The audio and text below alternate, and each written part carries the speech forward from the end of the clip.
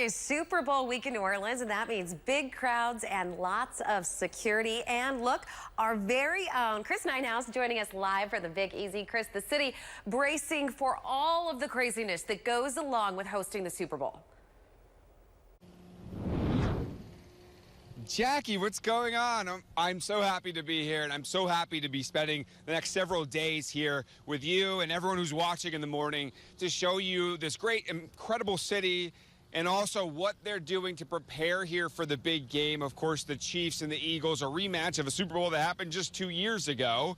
And we're going to see a sea of red at some point here. A lot of fans still haven't gotten in, but they'll be here soon. Many that we've spoken to are coming in the next couple days. It's safe to say we are going to see a sea of red.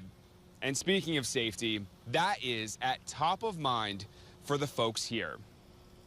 The last time the city of New Orleans hosted a major football game was supposed to be New Year's Day for the college football playoff matchup between Notre Dame and Georgia. But then tragedy struck as a man drove a truck around barriers into a crowd of people on Bourbon Street. 15 people died in the terror attack, including the driver of that truck. 57 were injured.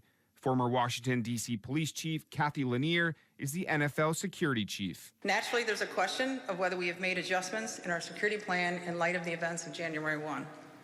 And the answer is an unequivocal yes. We have reviewed and re-reviewed all the details of what happened on January 1. The Super Bowl has been classified as a Tier 1 event. That's the second highest rating possible. U.S. Secretary of Homeland Security Kristi Noem is here to make sure NOLA gets all the resources that comes with that, including additional law enforcement support. So with Tier 1, you get incredible resources and partnerships for this city for those events that just aren't available at all with a lower rating. So to get that, and my advocacy for that is going to be 100% all in to make sure that you have that and that you have the tools that you need. Nobody wants to go through an event where you think you could have done more.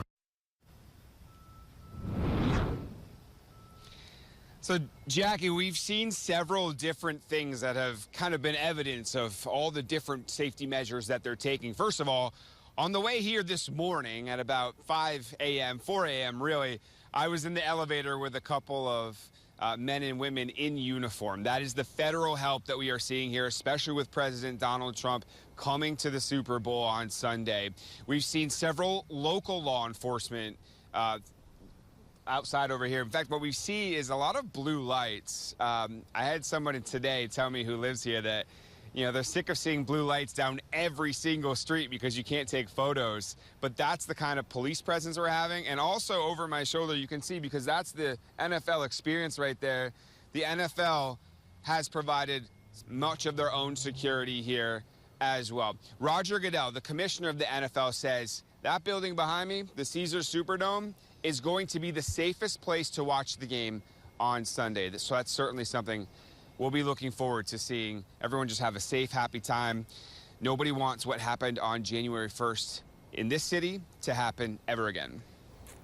Chris, that's right. Yeah, it really is an impressive security overhaul that they do when it comes to the Super Bowl. So I have to ask, I just got to be in NOLA for Taylor back in October. The whole city turned into a Swiftie. I mean, it was just incredible the way the city embraced this big event. I'm sure they're going to do it for the Super Bowl. I know the day is early, it's just getting underway, but what's the feel in the city right now? Is it kind of an electric atmosphere?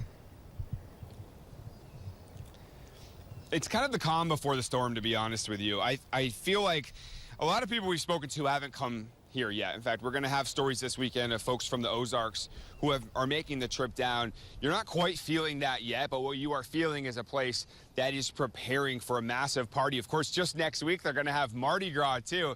And your girl there, Taylor Swift, she will be in the house. They say she's not going to show up till probably right before kickoff for their own security reasons, of course, because everywhere she goes, she has to have a pretty big entourage with her to take care of her, make sure that she's in a good situation. So calm before the storm is how I would describe it, and we're told that come tomorrow, it's really going to start to pick up.